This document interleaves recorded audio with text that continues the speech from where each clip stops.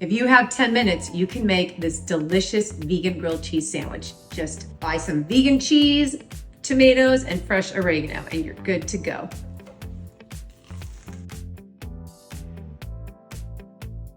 I like to start with a really good sourdough bread and spread a nice layer of vegan cheese on the side of each slice. Next, I slice up a fresh, juicy Roma tomato. Now for the assembly. Flip the bread so the buttered side is facing out. On one slice, layer on some vegan cheddar. I love how melty and gooey it gets. Then sprinkle on a little fresh oregano. It adds such an amazing burst of flavor. Next, pile on those tomato slices and close it up with the other side of the butter facing out. Heat a frying pan over medium heat. I like to add a few drops of water to make sure it's hot enough. Then place the sandwich in the pan and gently press it down. Cover with a lid and cook for about 3 to 4 minutes until that first side is golden brown and crispy.